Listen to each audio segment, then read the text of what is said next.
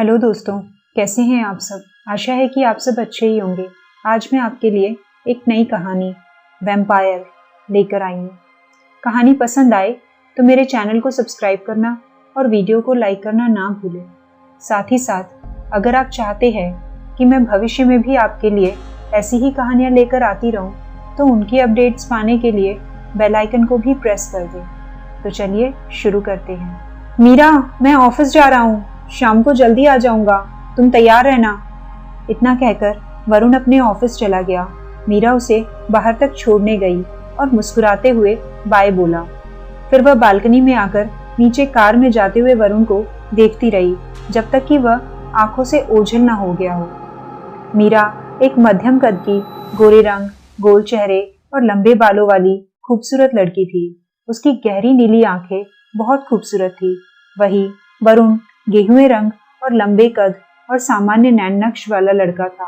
मीरा को वरुण पहली बार एक मॉल के बाहर मिला था। उस दिन मीरा को बहुत देर हो गई थी और वह अकेली ही अपने रूम पर जा रही थी।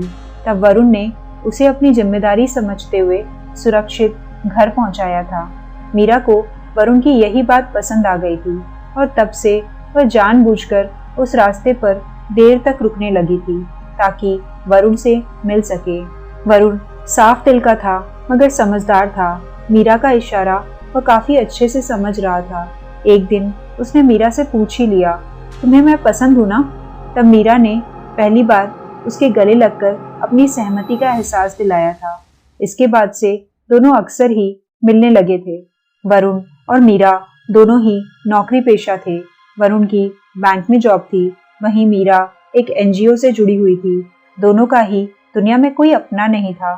वरुण के माता पिता उसकी नौकरी लगने के 2 माह बाद ही एक कार एक्सीडेंट में मारे गए थे, जबकि मीरा हमेशा एक अनाथ आश्रम में रही थी और कुछ समय से एक रूम लेकर रहने लगी थी। वक्त के साथ साथ मीरा और वरुण एक दूसरे के काफी करीब आ चुके थे। व्यवहार में दोनों ही एक दूसरे से एकदम उलट थे। वरुण बात बात पर नाराज होने वाला था और मीरा हमेशा मुस्कुराने वाली थी। जो प्यार मीरा को कभी नहीं मिला था वह वरुण में पाकर उसके गुस्से को भी वह सहज स्वीकार कर चुकी थी, जबकि वरुण अकेलेपन से कुंठित हो चुका था। और अब जब कोई ऐसा उसके पास था जिस पर उसे भरोसा था कि वह उसे छोड़कर कभी नहीं जाएगी, तो वह जैसे चाहे उसके साथ रहता था। दोनों को साथ में 2 साल हो चुके थे। दोनों ही अपनी अपनी जिंदगियों में खुश थे और एक दिन वरुण ने मीरा के सामने शादी का प्रस्ताव रख दिया। मीरा वरुण से प्यार करती थी मगर शादी जैसी बड़ी जिम्मेदारी उठाने के लिए अभी तैयार नहीं थी। सो उसने वरुण से साफ शब्दों में सारा सच कह दिया। उस दिन मीरा ने 2 सालों में पहली बार वरुण को इतने ज्यादा गुस्से में देखा था। वह जब भी गुस्से में होता मीरा को डांट दिया करता, मगर उस दिन उसने मीरा से कुछ नहीं कहा और चुपचाप वहां से चला गया। आखिर वरुण की जिद के आगे मीरा को हार माननी पड़ी और साधारण तरह से दोनों की शादी हो गई। उनकी शादी के कुछ ही समय बाद वरुण का तबादला हो गया और 3 माह पहले वे नए शहर में आकर रहने लगे। यहाँ वरुण की खासी जान पहचान हो गई थी, मगर मीरा घर से कम ही निकला करती थी। केवल जरूरी खरीदारी के लिए ही बाहर निकलती और फिर वापस अपने घर आ जाती। वरुण उससे कहीं बाहर निकलने या जॉब करने के लिए कहता तो वह मना कर देती, यह कहकर कि वह अब अपनी जिंदगी में सुकून चाहती है, थोड़ा वक्त बस केवल वरुण को देना चाहती है। शाम हो चुकी थी और मीरा वरुण का इंतजार कर रही थी। सुबह तो वह जल्दी आने का कहकर गया था, मगर उसे रोज से भी ज्यादा देर हो गई थी। रात के करीब 8 बजे थे जब वरुण घर आया। उसके चेहरे पर काफी खून ही खून लगा हुआ था। उसके माथे पर गहरी चोट लगी हुई थी और होठ खून से सना हुआ था। वरुण, जब मीरा ने उसे देखा तो उसके दर्द से उसकी भी चीख निकल पड़ी। कुछ नहीं, छोटा सा एक्सीडेंट था, तुम चिंता मत करो, बस यह सब साफ कर दो। उसका इशारा अपने चेहरे की चोटों और इधर उधर लगे खून की ओर था। मीरा भागकर सारा फर्स्ट एड का सामान ले आई और हल्के हाथों से वरुण का चेहरा साफ करने लगी। उसकी आंखों से आंसू बह रहे थे। कुछ देर बाद उसने वरुण को कमरे में लिटा दिया और खुद उसके पास ही बैठ गई। कैसे हुआ यह? मीरा ने चिंता से पूछा। कहा ना, एक्सीडेंट था, तुम जाओ यहाँ से, I need some rest. Varun ने सपाट लहजे में कहा तो न चाहते हुए भी मीरा को वहां से जाना पड़ा। वह बाहर बालकनी में टहल रही थी और वरुण के बारे में सोच रही थी। न जाने क्यों वरुण ने जो कहा था उस पर उसे यकीन नहीं हो रहा था। कुछ तो है जो वरुण छिपा रहा है, मीरा ने निष्कर्ष निकालने के अंदाज में कहा। कुछ देर बाद उसने देखा वरुण सो चुका था। तब वह उसके पास जाकर बैठ गई और उसे गौर से देखने लगी। 2 सप्ताह बीत गए। उस दिन दोनों की शादी को 6 महीने हो रहे थे और मीरा उस दिन को सेलिब्रेट करना चाहती थी। साथ ही वह वरुण को भी सरप्राइज देना चाहती थी। वह शाम के 5 बजे का समय था। उस दिन बिल्कुल भी धूप नहीं निकली हुई थी, बल्कि कभी भी बारिश हो सकती थी। मीरा तेज कदमों से जरूरी सामान की खरीदारी करते हुए एक मॉल पहुंची और वहां से अपने और वरुण के लिए कुछ कपड़े खरीदे जो वह रात को केक काटने से पहले वरुण को जबरदस्ती पहनने को कहती। बाहर निकलकर मीरा ने देखा बारिश का मौसम हो चुका था। ठंडी हवाएं उसे बहुत सुकून दे रही थी। वह एक पार्क के पास पहुंच गई और अपने हाथ में पहनी घड़ी को देखकर न चाहते हुए भी वहां लगी एक बेंच पर बैठकर हवाओं को महसूस करने लगी। तभी उसे लगा जैसे हवा का एक तेज झोंका उसके पास से गुजरा है। वह हड़बड़ाकर उठ खड़ी हुई और चारों तरफ देखने लगी, मगर उसे कहीं कोई नजर नहीं आया। पर वह जानती थी वहां कोई है। अब तक वह हवा के बवंडर के बीच घिर चुकी थी। आखिर क्या चाहिए तुम्हें? मीरा ने खिसियाते हुए पूछा। वही जो हमारा है, कहता हुआ एक नौजवान उस बवंडर से बाहर निकला। बवंडर बंद हो चुका था। वह तुम्हारा नहीं है, तुम्हारा भ्रम है कि वह तुम्हारा है, मीरा ने कहा। देखिए, आप जिद न करें, यदि महाराज आएंगे तो आपकी जिद नहीं चल पाएगी। उस नौजवान ने ससम्मान मीरा को धमकी दी। तुम बताओगे अपने महाराज को? तुम बताओगे? जा पाओगे तुम यहाँ से? मीरा ने कड़वी मुस्कुराहट से उसे देखते हुए कहा। मैं नहीं तो कोई और ही सही, एक न एक दिन महाराज आप तक पहुंच ही जाएंगे, उस नौजवान ने कहा। शाम को वरुण ने अपने घर का दरवाजा खोला जो कि लॉक था। वरुण ने अंदर जाकर देखा तो चारों तरफ अंधेरा ही अंधेरा था। उसे खींच होने लगी थी। आखिर मीरा कहाँ गई और घर में इतना अंधेरा क्यों है? उसने लाइट्स ऑन की और लाइट्स ऑन करते ही मीरा भागकर उसके गले लग गई और लगभग फुसफुसाते हुए बोली, हैप्पी 6 मंथ्स एनिवर्सरी। और कुछ देर तक यूं ही उसके गले लगी रही। यह क्या बचपना है मीरा, ऐसा अंधेरा करके और दरवाजा लॉक करके मुझे डरा कर तुम मुझे 6 मंथ एनिवर्सरी विश कर रही हो? वरुण ने खिसियाते हुए कहा तो मीरा का चेहरा उतर गया। उसकी सारी खुशी एक पल में ही गायब हो गई और वह किसी बच्चे की तरह मुंह लटकाए फर्श घूरने लगी। अच्छा सॉरी, कहकर वरुण ने उसे गले लगा लिया और फिर केक काटने के बाद उसने मीरा के चेहरे पर ढेर सारा केक लगा दिया। मीरा खिलखिलाकर हंस पड़ी। कुछ देर बाद मीरा ने डाइनिंग टेबल पर डिनर लगा दिया और वरुण को खाना परोसने लगी। वह खा रहा था और मीरा खुद गौर से उसे देखे जा रही थी। वह चेहरे से तो मुस्कुरा रही थी, मगर अभी तक वह शाम को हुई उस घटना को भूली नहीं थी। रात को वरुण सो चुका था और मीरा उसे ही एकटक देखे जा रही थी। वह उसे देख रही थी, मगर सोच कुछ और ही रही थी। नहीं, तुम उनमें से एक नहीं हो सकते, किसी भी हाल में नहीं, मीरा ने बड़बड़ाते हुए कहा।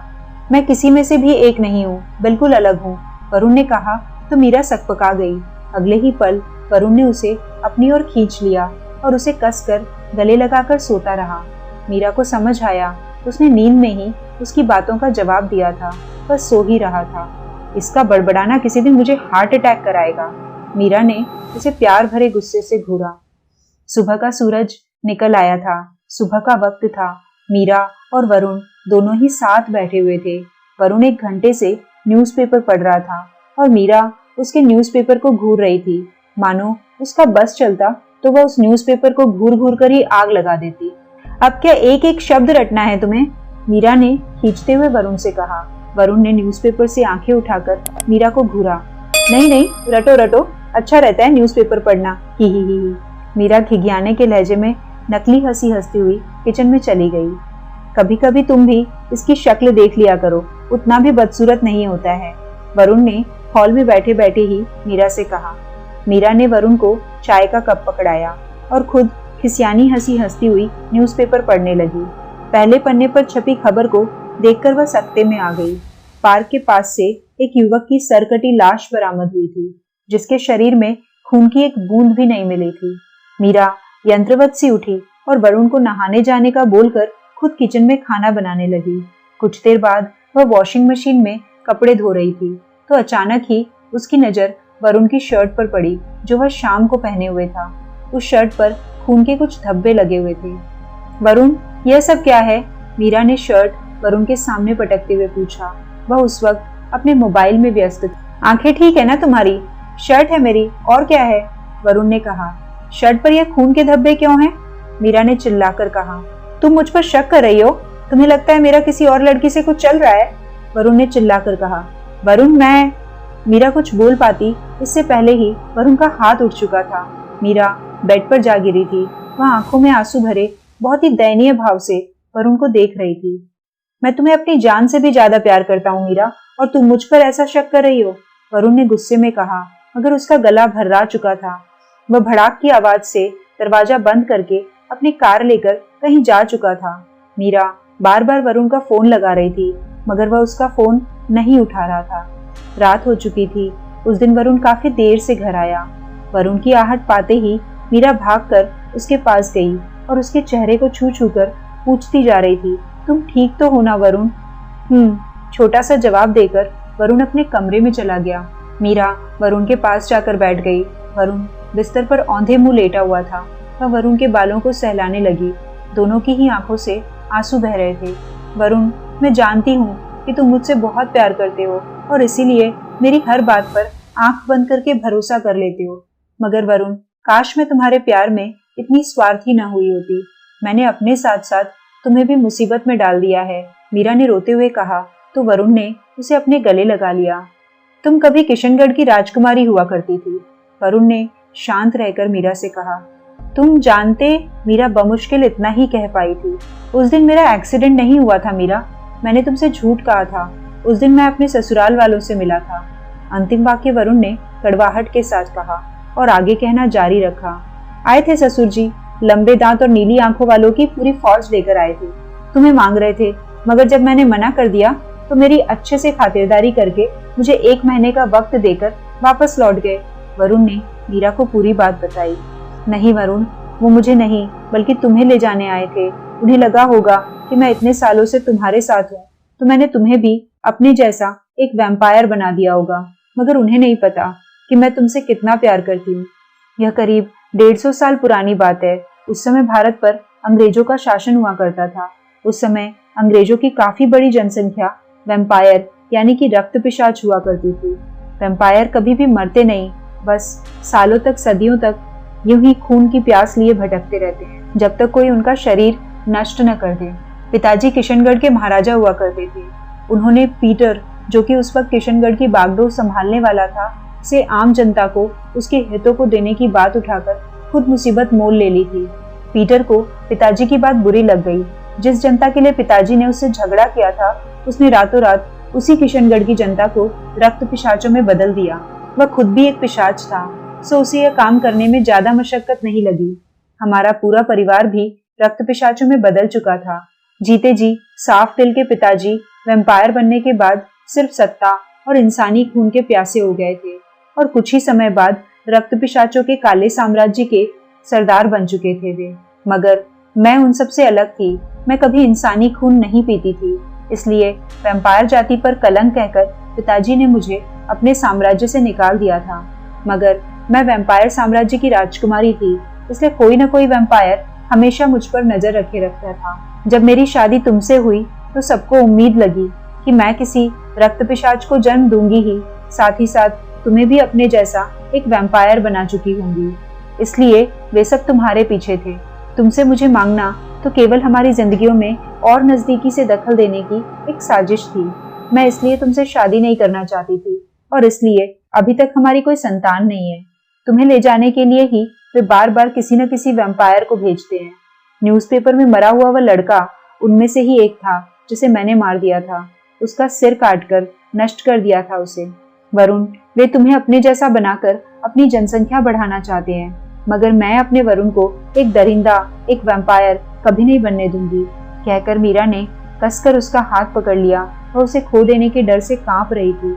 तुम डरो मत मीरा, मुझे कुछ नहीं होगा, वरुण ने मीरा का सिर सहलाया। मैं एक वैम्पायर हूँ, एक रक्त पिशाचनी।